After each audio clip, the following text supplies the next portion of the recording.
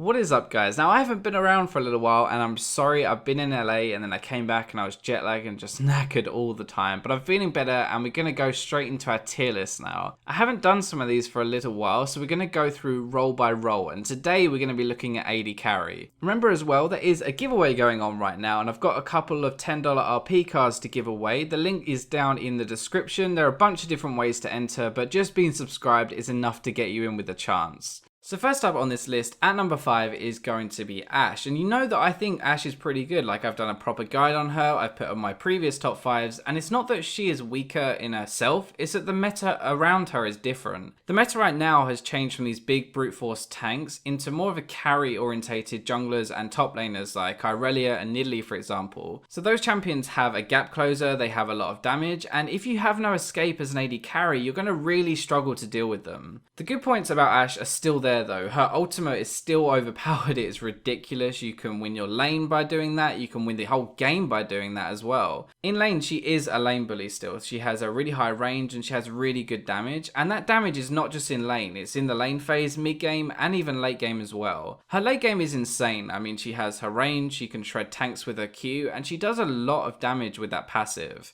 So as you can see, like, the things that make her good are still there, right? She still has a lot of damage, she still has that utility, but it's just the weaknesses are now more relevant, I guess. Her having no escape really does hurt her, and she takes time to kill people, which is really not good against these assassin carries. She needs more items to really deal with these kind of people. Like, ideally you want 3 damage items and a defensive item to really be able to kill them before they can kill you. So at number 4, we're going to take a complete U-turn from Ashe in terms of playstyle and the strengths, and we're going to look at Corki. Now, Corki is like the burst mage of AD carries, I guess. He has a good mix of magic and AD damage, which makes him really hard to build against and really hard to avoid his damage. He used to be really popular, and then he kind of fell out of favor with the tank meta because he's not the best tank killer unless you optimize your build for it, but now it's coming back to these carry laners who don't build as much defense. He is really good right now, and honestly, I could put him higher on this list and it would still be justified. Now, he has really good burst and really good poke, which makes him incredibly deadly. Like, he's going to poke you down first and then burst the rest of your health before you can do anything about it. Now, he definitely has the best mid game out of any AD carry, and a lot of that is because he has a lot of damage on his abilities as well as his auto attacks. When he gets his Triforce, he spikes incredibly hard, and that is when you're just going to become unstoppable, kill everyone, and hopefully snowball the game. The problems with Corki is that he has a really high W mana cost, his Valkyrie, which means his lane phase can be pretty weak if you're on the back foot, because you'll never have mana to go offensive. You also have a really long cooldown on it, so in teamfights you can only really reposition once, and this can hurt you if they have a very mobile team. You're skill shot reliant, so if you miss your Q and your ultimate, you're not really going to do any damage, and he's not got the best late game damage, but it still is okay. So at number 3, this might be a little bit of a surprise, but hear me out, okay? And we're gonna have Jinx. Now, for the similar reasons as we have Ashe lower down this tier list now, is Jinx is at number 3 instead of at number 1. Yes, she snowballs really hard. Yes, she has this ridiculous late game and a huge amount of damage, but the problem is that she has no escape, and the assassin meta that's coming back now is absolutely ruining her. Now, that doesn't mean she's bad at all. I honestly think she's still really, really good, but it just makes you slightly more team reliant, which is why I'm hesitant to put her above the other two. So as we said, her pros, like, she has this ridiculous range that makes you very safe in team fights. She has an attack speed steroid if people get too close, your passive to clean people up, and a really, really good mid to late game. So every AD carry has quite a few weaknesses right now in this current meta, but the things I want to focus on are that she has no escape and she doesn't have the best lane phase after that ultimate nerf. This actually affected her kill potential in a 2v2 skirmish quite a lot, which means everyone else on this list can actually bully you in lane and you're probably going to come out behind. As I said before, she has a tough time against assassins, and if you do come out of lane behind, then your mid game is really going to suffer. But on the other hand, if you do get ahead in lane, then you're still going to roll over everyone.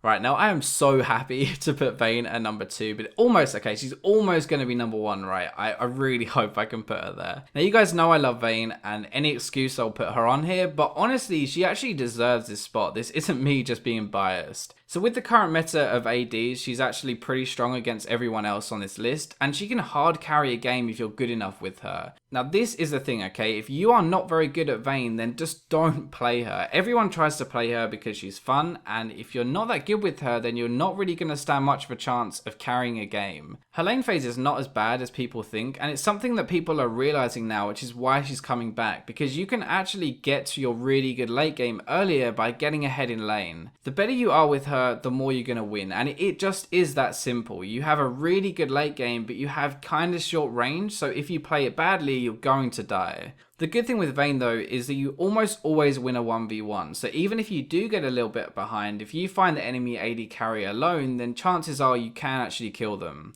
So one of the biggest weaknesses with Vayne has always been that you can be bullied in lane and get behind if you don't trade properly, or if they just pick a really strong laner. The biggest thing that people actually don't really think about is that you are really weak to AoE damage in teamfights. So if they have a really AoE heavy comp like a Rumble and a Ziggs for example, then you don't really want to pick Vayne. Now she isn't as safe as other AD carries, she kind of has to go in to do damage, and she's one of the hardest to play, so if you want an easy game, then do not pick Vayne. Right, so at number 1 we have Sivir, and okay, I'm going to give you this scale, right, to show you exactly why she is number 1. So on one end of the scale we have damage, on the other we have utility. Now utility is things like crowd control and stuff that actually helps other people do things, like a support is mainly utility, right, and they don't really do much damage. So when we're going down the scale, really, you should be doing less damage the more utility you have. But with Sivir, she has a huge amount of utility and a huge amount of damage, and that just shouldn't happen. Her ultimate is ridiculously strong, and she has a good lane phase. Like, she can bully people pretty hard if you play it correctly. She has amazing wave clear, which means even if you do get behind, then you can just insta-clear the wave, and you're still going to be racking up a lot of gold and farming well. Her spell shield is also another piece of utility that is ridiculously good. Like, it covers up her lack of escape and actually lets her deal with these assassins properly if you use it at the right time. Her bad points have always been that she has really short range and she's also mana hungry as well. So if you get behind, then that short range is going to hurt you even more, and if you don't use your spell shield properly, then you will run out of mana in lane. Okay, so those are my top 5, but I have 3 others that I want to talk about, and they are Tristana, Draven, and Caitlyn. So the reason Tristana isn't on this list is because she's more of an LCS competitive pick. Like, she is really good at destroying towers, and simply solo queue does not revolve around the siege game. Draven is very snowball heavy. He can either win really hard or he can lose really hard, and I don't think that's the best playstyle for solo queue. But if you're going to pick one AD and main it, then Draven is a really good choice. Okay, so finally Caitlyn. Like, this meta right now, everyone is fighting mid game. There are tons of dragon fights, there's tons of grouping, and Caitlyn doesn't really fit with that. Like, she has a good early, weak mid, and good late. So the reason I'm going to mention her, even though she doesn't really fit in this meta properly, is because gold and below, I actually think she can be really strong, because you can bully your opponent and you can literally make their lane phase hell. So that wraps up my top 5, and I actually put a bit more detail in it this time, so I hope you guys enjoyed that part. But as always, if you don't agree and you have another favourite champion that you think should be there, then pop it down in the comments and let us know why. That's all for this time though, so I'll catch you in my next video.